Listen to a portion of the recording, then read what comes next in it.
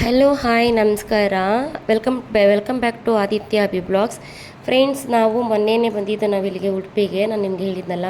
So ನಾವು ಉಡುಪಿಗೆ ಬಂದ ಮೇಲೆ ಕೃಷ್ಣನ ದೇವಸ್ಥಾನಕ್ಕೆ ಹೋಗ್ತೇನೆ ಹೋಗೋಕ್ಕಾಗತ್ತಾ? ಸೊ ಅದರಿಂದ ನಮ್ಮ ಅತ್ತೆ ನಾವು ಹೋಗ್ತಾ ಇರಲಿಲ್ಲ. ನಮ್ಮ ಅತ್ತೆ ಎತ್ಕೊಂಡು ಏನಂತ ಹೇಳಿದ್ರು, ಅವ್ರೇನೋ ಅರಕೆ ಮಾಡ್ಕೊಂಡಿದ್ರಂತೆ. ಸೊ ಅಕ್ಕಿ ಕೊಡಬೇಕು ಅಂತ ಅರಕೆ ಮಾಡ್ಕೊಂಡಿದ್ದೆ, ನಾನು ಹೋಗಲೇಬೇಕು ಅಂತ ಹೇಳಿದ್ರು ಅಂತ ಹೇಳಿ ನಾವೇನು ಮಾಡಿದ್ವಿ, ಮಾರ್ನಿಂಗ್ ಬೆಳಗ್ಗೆನೇ ಬೇಗ ಇದ್ದು ರೆಡಿ ಆದ್ವಿ. ನಮ್ಮ ಮನೇಲಿ ನಮ್ಮ ರೂಮಲ್ಲಿ ನಾನು, ನನ್ನ ಮಕ್ಕಳು, ನಮ್ಮ ಮನೆಯವರು, ನಮ್ಮ ಅಪ್ಪ ಎಲ್ಲರೂ ರೆಡಿ ಆದರು. ನಾನು ದೊಡ್ಡ ಮಗ ರೆಡಿ ಆಗಿರಲಿಲ್ಲ. ಅದೇ ಟೈಮ್ಗೆ ನನ್ನ ಚಿಕ್ಕ ಮಗ ಬಂದ. ನನ್ನ ಚಿಕ್ಕ ಮಗ ಬಂದು ಅವನು ಮತ್ತೆ ಟವಲ್ ಬಿಚ್ಚಾಕ್ಬಿಟ್ಟು ಓಡೋಗ್ತಾ ಇದ್ದ. ಸೊ ಲೋ ವೀಡಿಯೋ ಆಗ್ತಾಯಿದೆ ಕಣೋ, ನೀನೇನು ಎಲ್ಲ ಬಿಚ್ಚಾಕ್ಬಿಟ್ಟು ಓಡಾಡ್ತಾ ಇದೀಯಾ ಅಂತ ಹೇಳಿದಾಗ ಅವನು ಇದು ಇನ್ನೂ ಜಾಸ್ತಿ ಮಾಡ್ತಾಯಿದ್ದ. ಆಮೇಲೆ ಎಲ್ಲರೂ ಪಂಚೆ ಹಾಕ್ಕೊಂಡಿದ್ರು. ನಾನು ಪಂಚೆ ಹಾಕೋತೀನಿ ಅಂತೇಳಿ ನಮ್ಮ ಮನೆಯವ್ರದ್ದು ಶಲ್ಯ ಇತ್ತು, ಶಲ್ಯ ಬೇಕು ಅಂತ ಹೇಳ್ದ. ಸೊ ಶಲ್ಯನೇ ನಾನು ಹಾಕ್ಕೊಟ್ಟೆ. ಮತ್ತು ಟಿಫನ್ ಎಲ್ಲ ರೆಡಿ ಮಾಡಿಟ್ಟಿದ್ರು. ಟಿಫನ್ ಅಂದರೆ ನಾವು ಮನೆಯಲ್ಲಿ ಮ್ಯಾಕ್ಸಿಮಮ್ ಮನೆಯಲ್ಲಿ ಯಾವ ಥರ ಮಾಡ್ತೀವೋ ಆ ರೀತಿಯೇ ಮಾಡಿದರು. ತುಂಬ ಅಂದರೆ ತುಂಬ ಟೇಸ್ಟಿಯಾಗಿತ್ತು, ಚೆನ್ನಾಗಿತ್ತು. ಈ ರೆಸಾರ್ಟ್ಗೆ ಫ್ಯಾಮಿಲಿ ಯಾರು ಬೇಕಾದ್ರೂ ಬರ್ಬೋದು, ತುಂಬ ಚೆನ್ನಾಗಿರುತ್ತೆ. ನನ್ನ ಮಗನೂ ಒಂದು ಟಿಫನ್ ತಿನ್ನಲ್ಲ ಅಂತ ಹೇಳ್ತಿದ್ದ, ನಾನು ತಿನ್ನಿಸ್ದೆ ಟಿಫನ್ ಅವ್ರಿಗೆ ಚಟ್ನಿ, ನಾನು ಮಾಡಿದವರು ಚಟ್ನಿ, ಅಕ್ಕಿ ನುಚ್ಚಿನ ಉಪ್ಪಿಟ್ಟು ಮತ್ತು ಅವಲಕ್ಕಿ ಉಪ್ಪಿಟ್ಟು ಮತ್ತು ಅದೆಂಥದ್ದು ಪಾಪಡ್ ಥರ ಬರುತ್ತೆ, ಅದನ್ನು ಹಾಕಿದ್ರು. ಎಲ್ಲ ತಿನ್ಕೊಂಡು ಬರೋದು ಎಷ್ಟೊತ್ತಾಗುತ್ತೆ ಏನೋ ಎಂತ ಅಂತ ಅಂದ್ಬಿಟ್ಟು ನಾವೇನು ಮಾಡಿದ್ವಿ, ಟಿಫನ್ ಎಲ್ಲ ತಿನ್ಕೊಂಡು ನಾವು ಕೃಷ್ಣನ ದೇವಸ್ಥಾನಕ್ಕೆ ಹೋಗಿದ್ವಿ ದರ್ಶನ ಮಾಡೋಣ ಅಂತೇಳಿ. ಅಲ್ಲಿ ನಾನು ಅಂದ್ಕೊಂಡೆ ತುಂಬ ರಶ್ ಇರುತ್ತೆ ಅಂತ ಅಂದ್ಕೊಂಡೆ. ರಶ್ ಏನು ಇರಲಿಲ್ಲ, ಅಂಥ ರಶ್ ಏನು ಇರಲಿಲ್ಲ.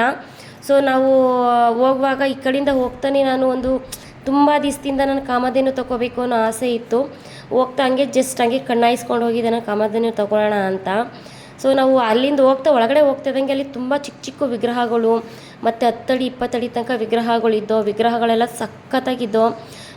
ಆಮೇಲೆ ನಾವು ಅದನ್ನು ನೋಡಿಕೊಂಡು ಒಳಗಡೆ ಹೋಗಿ ನಾವು ಅದೇ ನಮ್ಮ ಅತ್ತೆ ಅಕ್ಕಿ ಕೊಡಬೇಕು ಅಂತ ಹೇಳಿ ಅವ್ರ ಹತ್ರ ಮಾತಾಡ್ತಾಯಿದ್ರು.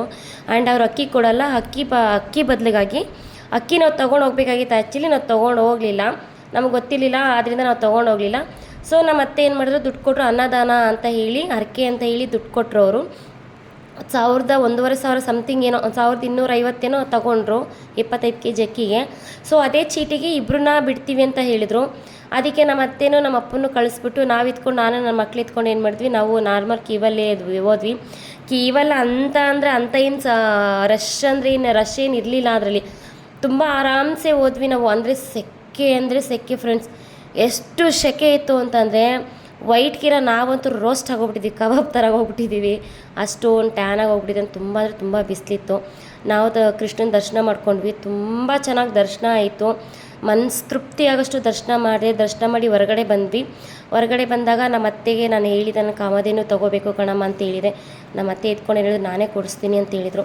ಕೊನೆಗೆ ಅವ್ರು ಕೊಡಿಸಿದ್ರು. ನಾನು ಗ್ರೀನ್ ಕಲರ್ ನೋಡಿದೆ, ಅಂದರೆ ಪ್ಯಾರೆಟ್ ಗ್ರೀನ್ ಬರುತ್ತೆ, ಅದು ನೋಡಿದರೆ ನೈಟ್ ಹೊತ್ತು ಗ್ಲೋ ಆಗೋ ಥರ ಇರುತ್ತೆ, ಅದನ್ನು ನೋಡಿದೆ. ನಮ್ಮ ಅತ್ತೆ ಎತ್ಕೊಂಡು ಏನಂತ ಹೇಳಿದ್ರು, ಇಲ್ಲ ವೈಟ್ ತಗೋ, ಹಸು ಯಾವತ್ತಿದ್ರು ವೈಟ್ಗೆ ಇರುತ್ತೆ, ಇಲ್ಲ ಕೆಂಚಿಗಿರುತ್ತೆ, ಗ್ರೀನ್ ಕಲರ್ ಎಲ್ಲೈತೆ ಹಸು ಅಂತ ಕೇಳಿದ್ರು. ಹಸುಗೆ ನಮ್ಮ ಅತ್ತೆ ಹೇಳಿದ್ದು ಒಂದು ರೀತಿ ಚೆನ್ನಾಗಿತ್ತು. ಹಸು ಅಂತಂದರೆ ಕಾಮಧೇನು ವೈಟ್ಗಿರುತ್ತೆ, ಕಾಮಧೇನು ಮೈಯಲ್ಲಿ ಅಷ್ಟಲಕ್ಷ್ಮಿ ದೇವಿ ಇರ್ತಾರೆ. ಸೊ ನೀನು ಅದು ವೈಟ್ ಕಲರ್ ತಗೋ ಅಂತ ಹೇಳಿದ್ರು. ನಾನು ವೈಟ್ ಕಲರ್ ತಗೊಂಡೆ. ಮತ್ತು ನಮ್ಮಲ್ಲಿ ಲಕ್ಷ್ಮಿ ವಿಗ್ರಹ ಇತ್ತು, ಚಿಕ್ಕದು ಪಿಟಾಣಿದು. ಅದಕ್ಕೆ ಒಂದು ನಾರಾಯಣನ ವಿಗ್ರಹ ನೋಡೋಣ ಅಂತ ನೋಡ್ತಾ ಇದ್ದೆ. ಬಟ್ ನನಗೆ ಯಾವ ವಿಗ್ರಹನೂ ಸೆಲೆಕ್ಟ್ ಆಗಲಿಲ್ಲ, ನನಗಿಷ್ಟ ಆಗಲಿಲ್ಲ. ಫೈನಲ್ ನನಗಿಷ್ಟ ಆಗಿದೆ ಏನಪ್ಪ ಅಂತಂದರೆ ಕಾಮಧೇನು ಒಂದೇ. ಅದರಲ್ಲಿ ನಾನು ಫಸ್ಟು ಚಿಕ್ಕ ಸೈಜ್ ಕೊಟ್ಟೆ, ನಾನು ಕೊಟ್ಟಿದ್ದು ಚಿಕ್ಕ ಸೈಜು. ಬಟ್ ಅದಕ್ಕಿಂತ ನೆಕ್ಸ್ಟ್ ಸೈಜ್ನ ದೊಡ್ಡ ಸೈಜ್ನ ತೊಗೊಂಡಿದ್ದೀನಿ ನಾನು.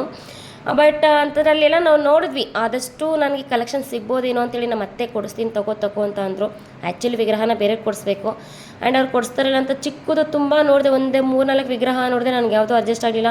ಓಕೆ ಆಯಿತು ಅಂತಂದ್ಬಿಟ್ಟು ಇರೋದೇನು ಯಾವುದೈತೆ ಅದನ್ನು ತೊಗೊಂಡು ಕಾಮಧೇನು ತೊಗೊಂಡು ಬಂದ್ವಿ. ನಾವು ಹೋಗಿದ್ದು ಬೀಚು, ಮಲ್ಪೆ ಬೀಚಿಗೆ ಹೋದ್ವಿ. ಮಲ್ಪೆ ಬೀಚಲ್ಲಿ ಬೋಟಲ್ಲಿ ನಾವು ಐಲ್ಯಾಂಡ್ಗೆ ಹೋಗೋಣ ಅಂತ ಹೋದ್ವಿ. ನಿಜವಾಗ್ಲೂ ಹೆಸ್ರಿಗೆ ಮಾತ್ರ ಐಲ್ಯಾಂಡ್ ಅಷ್ಟೇ. ಅಲ್ಲಿ ಏನಂದ್ರೇನೂ ಇಲ್ಲ. ಅಲ್ಲಿ ನಮ್ಮ ಥರ ಗೊತ್ತಿಲ್ಲದಿರೋರು ಹೋಗ್ಬಿಟ್ರಂತೂ ಏನಂದ್ರೇನೂ ಇಲ್ಲ. ಅಲ್ಲಿ ನಾವು ಎಕ್ಸೈಟ್ಮೆಂಟಲ್ಲಿ ಹೋದ್ವಿ. ಅವ್ರೇನಂದ್ರು ಆ್ಯಕ್ಟಿವಿಟೀಸ್ ಎಲ್ಲ ಇದೆ, ಹೋಗಿ ಮೇಡಮ್ ಅಂತ ಹೇಳಿದ್ರು ಅವರು. ಒಬ್ಬೊಬ್ಬರಿಗೆ ನಾನು ಕೊಟ್ಬಿಟ್ಟು ನಾವು 6 ಜನ ಹೋಗಿದ್ವಿ. ನಾನು ಚಿಕ್ಕ ಮಗ ಸೇರಿಸಿ 6 ಜನ, ಅವ್ರು ಬಿಟ್ಟರೆ ದೊಡ್ಡವ್ರು 5 ಜನ ಹೋಗಿದ್ದವು. ಸೀರಿಯಸ್ಲಿ ದುಡ್ಡು ವೇಸ್ಟ್ ಆಗೋಯ್ತು. ಅಲ್ಲಿ ಒಳಗಡೆ ಹೋದ್ಮೇಲೆ ಏನು ಆ್ಯಕ್ಟಿವಿಟೀಸ್ ಇಲ್ಲ ಫ್ರೆಂಡ್ಸ್. ಅಲ್ಲಿ ಆಟ ಆಡೋಕ್ಕೆ ಏನಂದ್ರೆ ಏನಿಲ್ಲ. ಆಮೇಲೆ ನೋಡಿ, ಎಲ್ಲ ಕಡೆನೂ ಹಗ್ಗ ಕಟ್ಬಿಟ್ಟಿದ್ದಾರೆ, ನೋ ಎಂಟ್ರಿ ಅಂತ ಎಲ್ಲ ಕಡೆನೂ ಹಗ್ಗ ಕಟ್ಬಿಟ್ಟಿದ್ದಾರೆ. ಎಲ್ಲಂದ್ರೆಲ್ಲೂ ಹೋಗೋಂಗಿಲ್ಲ, ಹೋಗೋದು ನೋಡ್ಕೊಳ್ಳೋದು ಬರೋದು. ಒಂದು ಸಾಂಗ್ ಇದೆ ನೋಡಿ, ಸಾಗರಿ ಅಂತ ಸಾಂಗು.